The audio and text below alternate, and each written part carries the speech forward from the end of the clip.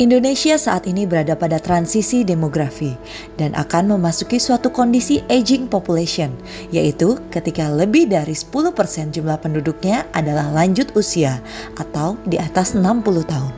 Berdasarkan data dari BPS, diperkirakan pada tahun 2025, seperdelapan penduduk Indonesia adalah lansia.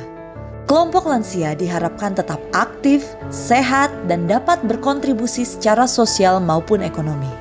Jika tidak dikelola dengan baik, peningkatan jumlah lansia dapat menjadi beban bagi negara. Lantas, bagaimana dampak penuaan yang tidak difasilitasi?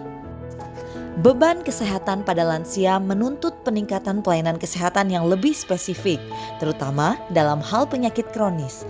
Penyakit seperti hipertensi, diabetes, dan penyakit jantung menjadi tantangan besar dalam pengelolaan kesehatan lansia. Meningkatnya jumlah lansia yang mengalami gangguan kesehatan dapat menjadi beban keuangan bagi keluarga dan negara. Jumlah lansia yang lebih banyak dapat meningkatkan kebutuhan akan perawatan jangka panjang, baik oleh anggota keluarga maupun oleh institusi. Lantas, bagaimana mengatasinya? Visi Indonesia Emas 2045 seyogyanya menempatkan konsep active aging sebagai salah satu pilar penting dalam bidang kesehatan. Active aging adalah konsep yang menekankan pentingnya menjaga kesehatan fisik, mental, dan sosial agar lansia tetap dapat berkontribusi dalam masyarakat dan menikmati kualitas hidup yang baik. Apa saja komponennya? Pertama, finansial yang baik. Finansial adalah elemen penting dalam active aging, dapat berupa dana pensiun, tabungan, atau jaminan sosial untuk kehidupan mandiri dan sejahtera. 2. Psikososial yang sehat. Lansia yang tetap aktif secara sosial cenderung lebih sehat secara mental dan fisik, sehingga dapat membantu menjaga keseimbangan psikososial lansia. Lalu, kebijakan apa saja terkait lansia untuk mencapai Indonesia Emas 2045? Pemerintah telah melahirkan beberapa kebijakan untuk mendukung lanjut usia agar tetap sehat dan terjaga. Di antaranya, Kementerian Sosial telah menyelenggarakan program permakanan lansia tunggal, yaitu pemberian makanan siap santap bagi lansia yang tinggal sendiri, atensi lanjut usia, posyandu lansia, dan ada juga pemberdayaan masyarakat lanjut usia melalui pena lansia. Kementerian Kesehatan, terdapat 6 pilar transformasi kesehatan menuju Indonesia Emas yang juga melibatkan lansia, di antaranya layanan primer, layanan rujukan, sistem ketahanan kesehatan, pembiayaan kesehatan, sumber daya kesehatan, dan teknologi kesehatan. Di tingkat komunitas, Kemenkes juga gencar menyelenggarakan posyandu lansia untuk memberikan layanan kesehatan dasar bagi lansia dengan melibatkan peran aktif masyarakat untuk mendukung kesehatan lansia secara preventif. BKKBN dengan programnya yaitu Posyandu Lansia, Sekolah Lansia, dan Bina Keluarga Lansia.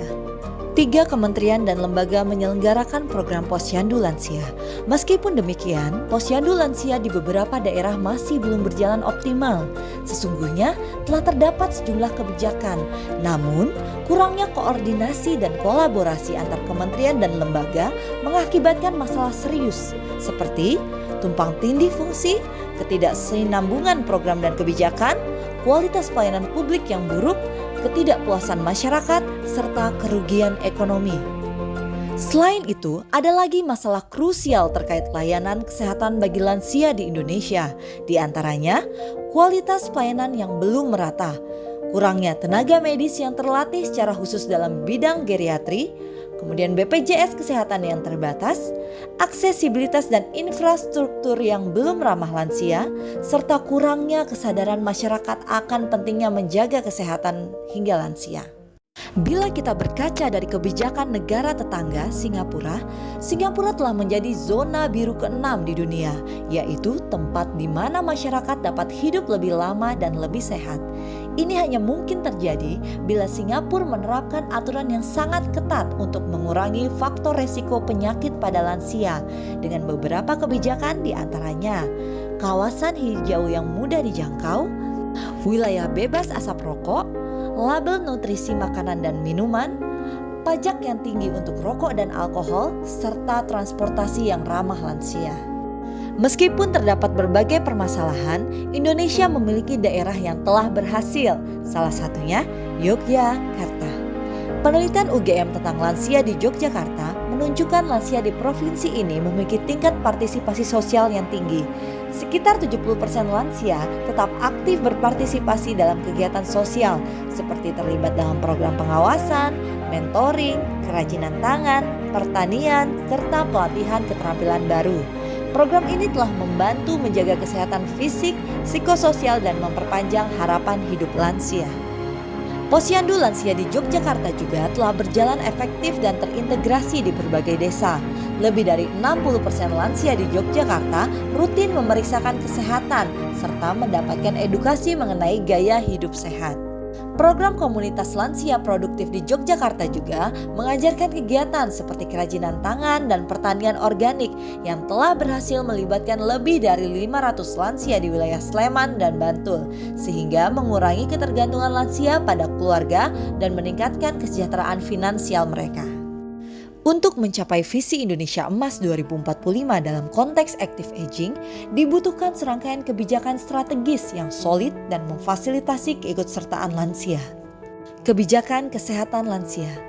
Pemerintah perlu meningkatkan akses layanan kesehatan bagi lansia, terutama di daerah-daerah terpencil.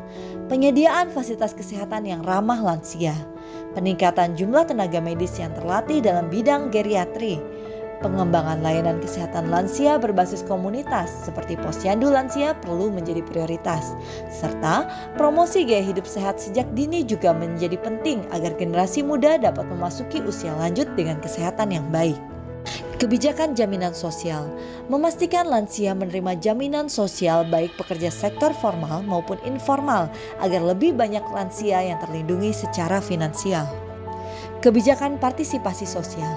Pemerintah perlu mendorong partisipasi sosial lansia dengan menciptakan program-program yang melibatkan lansia dalam kegiatan produktif maupun sosial yang didukung dengan ekosistem yang baik, fasilitas ruang terbuka hijau, serta daerah yang aman. Lansia harus diberikan kesempatan untuk berkontribusi dalam masyarakat, baik melalui pekerjaan, kegiatan sukarela, atau program pemberdayaan komunitas. Dengan kebijakan-kebijakan lintas sektor, Indonesia dapat mewujudkan visi active aging dan mencapai Indonesia Emas 2045. Sehingga peningkatan populasi lansia tidak lagi dibiarkan tanpa arti, namun harus ada kebijakan yang menaungi. Dengan soliditas dan koordinasi, lansia tidak hanya menjadi penerima layanan, tetapi juga menjadi kontributor penting dalam pembangunan bangsa.